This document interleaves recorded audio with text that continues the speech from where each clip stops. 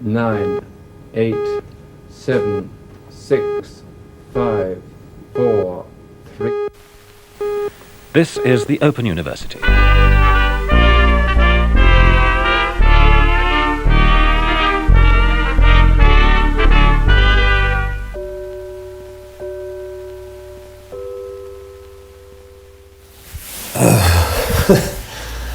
This is the moment when energy might be flagging in the recording process. The energy that I have to create the music and the energy that you have as my audience, my tiny niche audience, to appreciate it and to keep appreciating these things which keep coming out, bang, bang, bang.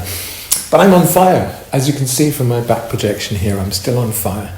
And energy is eternal delight. I think that's, as I diversify more into making books and other cultural forms, I do appreciate just the energy that fizzes in a pop song and dancing around, and there's just a kind of jubilation which comes in making these things, and the excitement of hearing just these sounds which are so rhythmic and so fierce and alive. So we pick up the story halfway through, and starting with a song called Self-Help.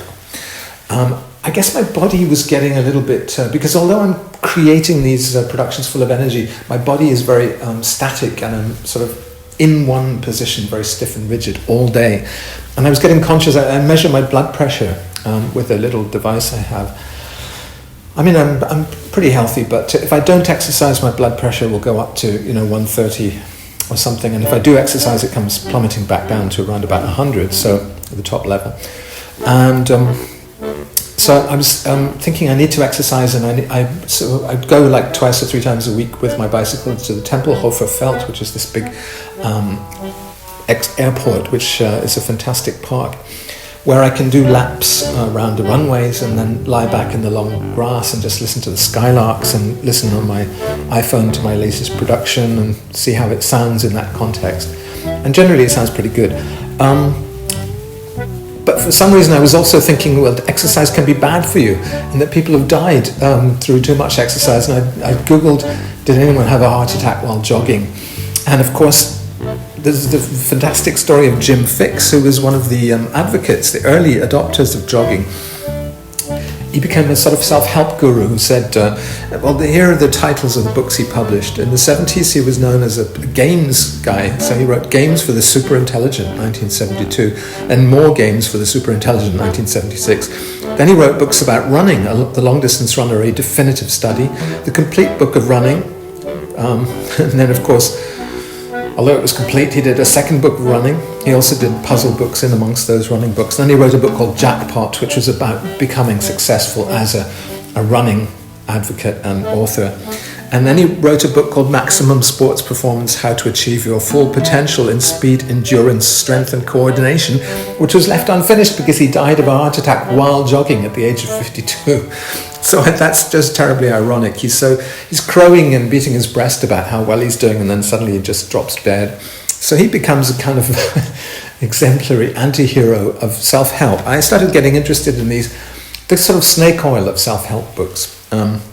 Imagine you're a publisher or having a meeting with an agent, and you come up with some idea in 5 minutes, I made a list of all these sort of stupid titles and then started changing the titles a bit and making them sound pathetic, because I kind of hate self-help. Self-help is the opposite of politics. It's the individualistic opposite of a collectivist politics. So it's the right-wing American kind of idea that you're a Nietzschean Superman, you can do it all yourself. You don't need any collaboration or cooperation to get on in life. In fact, you get on at the expense of those around you. So I wrote all these silly kind of titles for imaginary self-help books. Overtake the Weak Using Your Knees, Mastering the Art of Dying Big, Non-Stop Carpet Bombing in Easy Stages, How to Come Quite Suddenly into Too Much Money and Find Your Inner Self-Entitled Prick, Preventing Suicide with Electric Lettuce, 6 Backdoors to Greed by Affirmation, Save the World by Eating Your Own Sperm, Be the Best You Can Become by Serving Satan, How to Keep the Cash You Haven't Earned. So it's kind of the idea of the Californian mantra, chanting for Ferraris, self-help as a publishing category, people, it's like a New Year's resolution. People they buy these books, first of all, maybe they read them, and if they do read them, maybe they think about them for a week or something, but do they really adopt a new regimen, a new regime, and improve their lives through them? It's very doubtful. So it's just a kind of snake oil, a Californian Buddhist concoction. So in the video, I'm sitting there in a mantra pose, chanting for money, which is obligingly dropping like manna from heaven. It was quite hard throwing the banknotes up in the air and then immediately assuming this very calm pose and then editing the bits together where the money's coming down and then putting reversed with the money flying back up. So it becomes actually a nice little diagram of circulation, earning money and spending it. So it's all about becoming the unicorn you think you are, killing the super needy for $1 billion, becoming president, never leave the bar. Actually, musically it started with, I was reading something on the Bowie Songs blog again about Up the Hill Backwards, the Bowie song, which does reference the self-help title, I'm Okay, You're Okay, although Bowie says, I'm okay, you're so-so. So, he set the template for these cynical rewritings of self-help titles. And there's a fantastic live version in 1987 in the Glass Spider Tour, which is otherwise not very fantastic, with a sort of little group of the dancers. I think the whole show began with this little group of dancers, maybe 3 people, doing a little drum tattoo and singing the vacuum created by the arrival of freedom. The vacuum created by the arrival of freedom and the possibilities it seems to offer. It's got nothing to do with you. If one can grasp it, it's got nothing to do with you.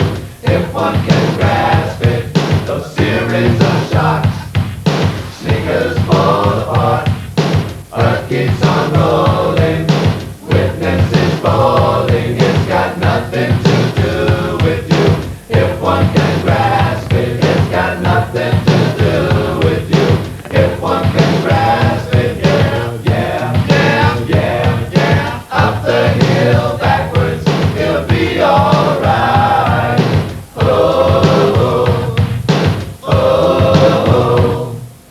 And it's done just very simply with the vocal harmonies and a drum beat. So this is how I thought I'll do a song like that and I'll arrange this with a big heavy drum beat. So the first takes of it used the big gated snare drum, the big 80s sound, but also this kind of very stark theatrical presentation.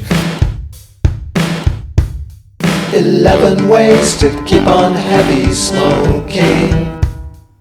Give your best friend any big disease. The magic power of being absolutely colossal. Overtake the weak using your knees. How to grow by tripping up your uncle. Mastering the art of dying big. Be a psycho billionaire right here on the carpet. Come and join the winners in a wig. 6 back doors to creep by affirmation. Save the world by eating your own sperm. Be the best you can become by serving Satan. How to keep the cash you haven't earned. Solve the puzzle that defeated Einstein. Become the unicorn you think you are. Kill the super needy for $1 billion. Be president and never leave the bar. Maximize your minimal performance. Achieve the full potential of your worst. Unlock the blunt effectiveness of blackmail while you learn the secret voodoo of the curse. Be the me you always wanted. The me our new philosophy has made. Cut the old outdated me to little pieces with the free included Stanley blade.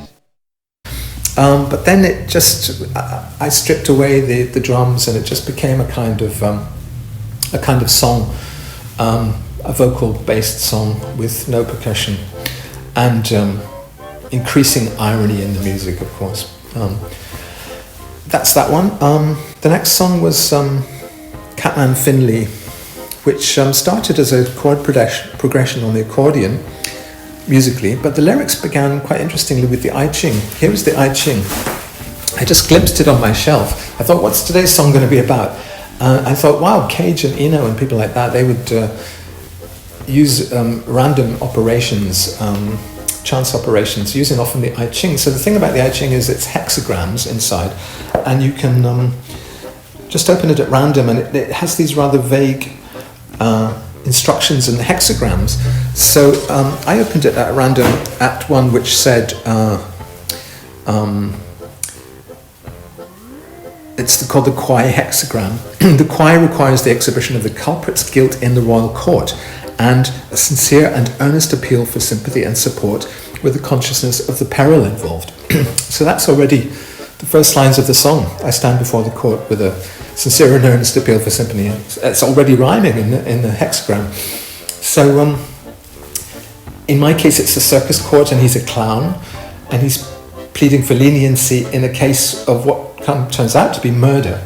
And it's a very Brechtian theme that you have to, the law is fine in an ideal world, but in the real world you have to compete, and you have to get down and dirty with your rivals, your competitors who might be less scrupulous than you, etc., etc. It's the usual way people justify immoral conduct, except not quite usually to the extent of murder. But this clown is basically having to kill girls in the knife act to keep his audience interested, because people just otherwise would stay at home and swipe their phones, which is a very real problem for any of us performers. We can't get people out to our live shows because they want to be swiping. This is a new iPad Pro, by the way, which I can swipe, just much bigger swipes, a bit like painting on a canvas. So it's a kind of familiar vein. It's almost, song by numbers, because I've done so many circus songs. In fact, it really goes back to The Salesman, which was the first important song I wrote for the Happy Family. And that also had this Brechtian theme of, the law is by its nature good, but a salesman must be bad. Out there in the real world, you can't operate by regulations, laws, and even morality. It's a very common Brechtian theme, and Brecht himself kind of agreed with it, because he was into a Schweikian logic. The Good Soldier Schweik was one of his favourite novels. It was a peasant cunning that you had to escape from hazards and dangers in the world around you by just being a coward, running away, living to fight another day. And that one would be moral in an ideal world, but unscrupulous rivals force one to do bad things. It's all kind of this related theme, but also it uses this Browning-esque alienation device of an unreliable narrator who turns out to be a murderer. And it's grand guignol because, again, it's a sensationalistic murder story with sinister circus music, a bit like Nick Cave's The Carney or, my Ultraconformist album. It's kind of in between The Ladies Understand and Last of the Window Cleaners from that album. So it's kind of tragicomic.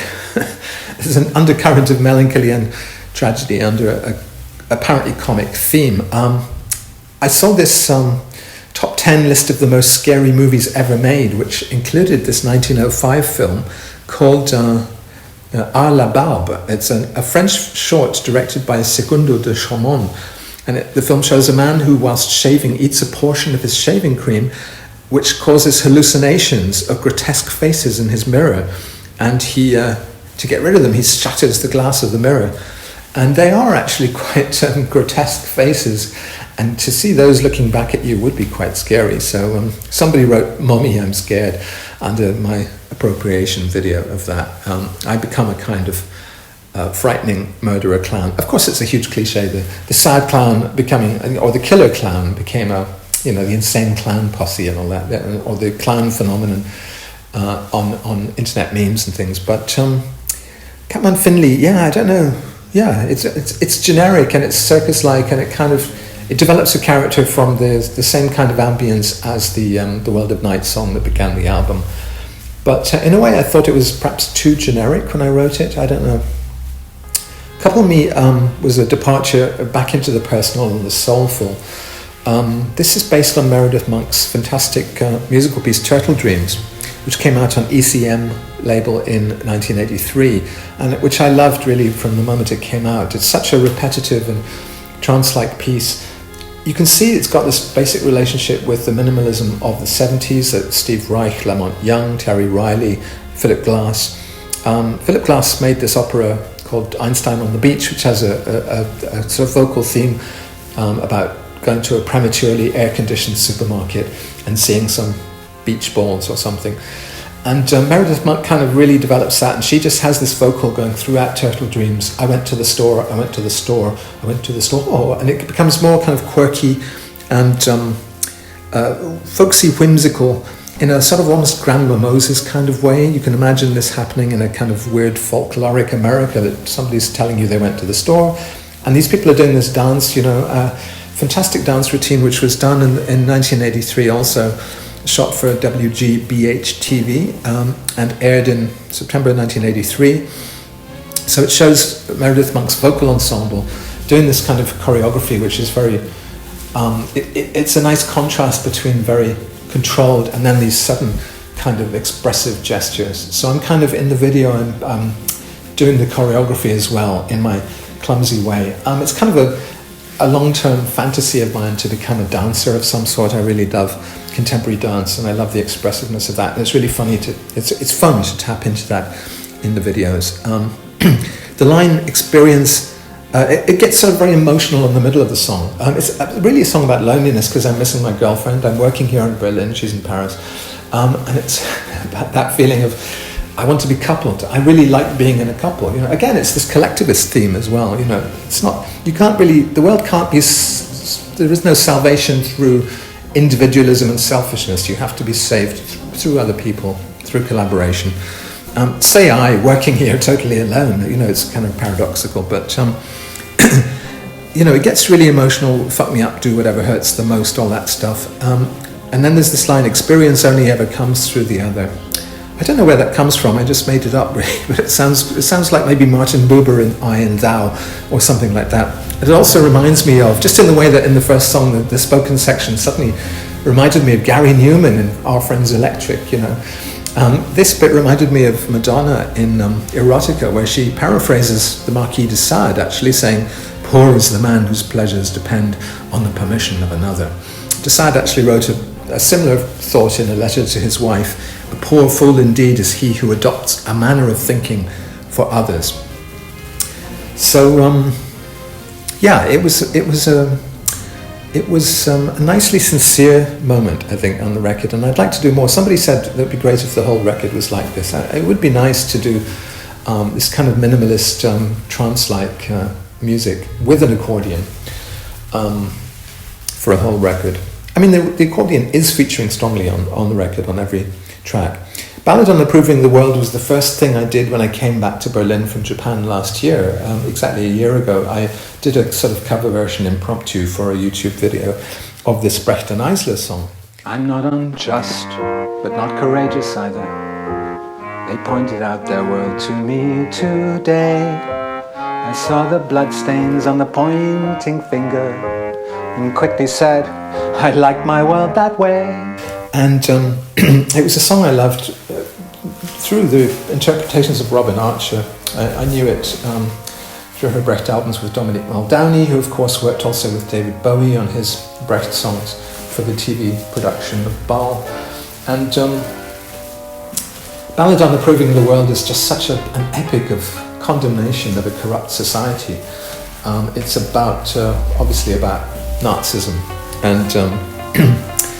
and again this theme of principles versus getting on in the world, in the real world,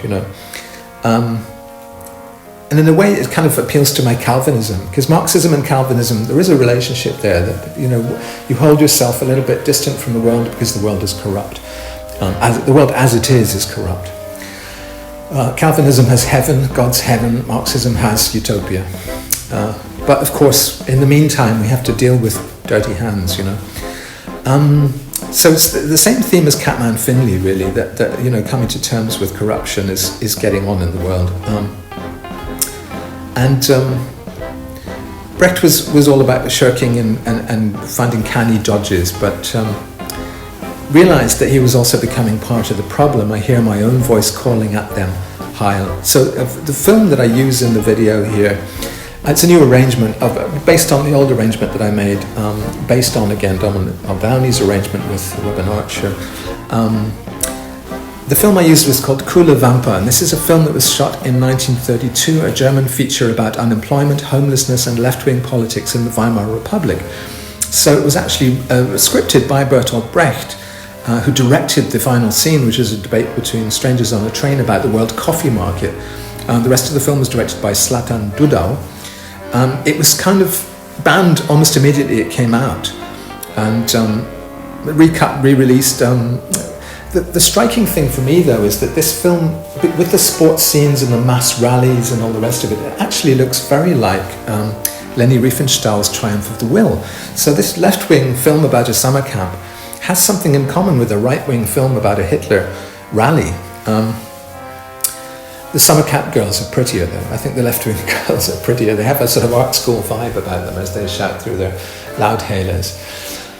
So it's it just felt as if it chimed with the themes of the album, which brings us up to the latest song, Dylanology. It's not the last song. I will keep going until the end of July, but the last song is Dylanology, last song so far. And this, somebody said, if you ever, because I'd mentioned having songs in dreams actually sort of dictated to me and then waking up and recording them. This actually happened. Somebody said, if you ever do this again, please tell us the details. So this happened, this song, I think I was dreaming, I watched a documentary, an Arte documentary about the Assange case, and I was dreaming about kind of allegations of rape or sort of groping or something. And this song was part of the dream, and I woke up and I had this line, and the melody and the chords and everything, in an act of blindness in a lemon limousine, Leonard, blah, blah, blah, something, something. So Leonard was a character who was abusing his celebrity by groping a girl in a limo, as Assange had kind of done in Sweden.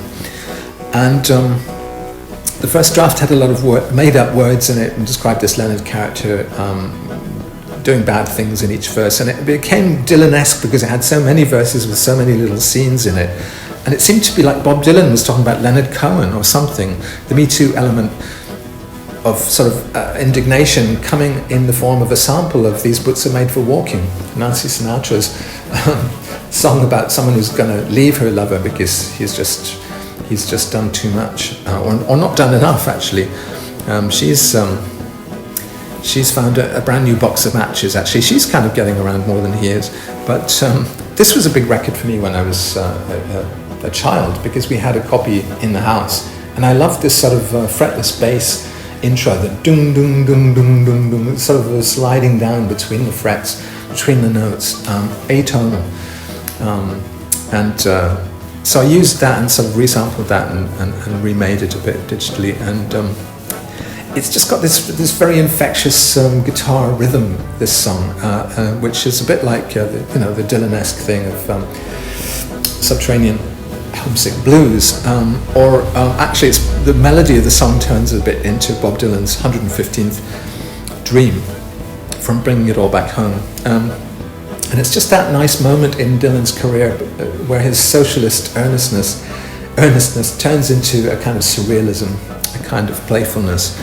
And but there's always this sense of confrontation with authority and with conservatism and a rejection of the values of the older generation and of law courts and things. We're back in a law court, but this time it's Joseph K. It's this Leonard character, but it's also Joseph K. You know, there's a sort of Dylan-esque imagery which...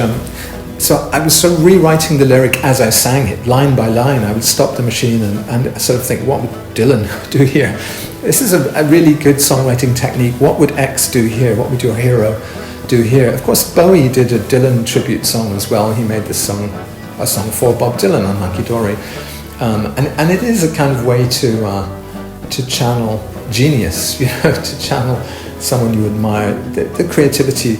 In the video, there's a guy on a typewriter sort of typing in rhythm as well. There's a skiffle video from the late 50s, actually a Soviet film, which came out in 1958. It's called A Girl with a Guitar. And it shows a British skiffle band called the Skiffle City Ramblers playing a song called Dr. Jazz. And of course, they're not documented anywhere in Britain, but they went to Moscow in 1957 and were filmed for this music movie. They actually performed with Peggy Seeger, who was Pete Seeger's sister. So there is some common DNA with the scene, the folk scene, Woody Guthrie, Pete Seeger and all that, the left-wing folk scene, which gave birth to Bob Dylan, and which he then repudiated somewhat, and which somewhat repudiated him at the famous events at the Newport Folk Festival, which I've also sung about in another of my songs, Tape Recorder Man. And then there's of course the Who Is Mr. Jones song, 1998, which refers to Ballad of Thin Man, which is the classic Dylan song about journalists and their ignorance. I suppose that's a constant theme, the sort of tension between poetry and journalism, because you can easily condemn your era in the terms of a journalist. And even someone like Assange is basically a journalist. I think of him as a journalist. You're dealing with that newspaper world, or you can condemn it in a more symbolic, poetic way. And of course, I'm strongly drawn to that as well. I always reject a song if it seems just like a newspaper report. I think it has to be somewhat in between poetry and the newspaper. It shouldn't be totally poetic, because then you're in an ivory tower. But if you get that tension right, then you can be saying something about your society, and also, saying something timeless and poetic, and drawing those values of the real into the values of the ideal. So that's really the kind of the structure and dynamic going on in my record. Dylanology. This is Momusology 101. Open University.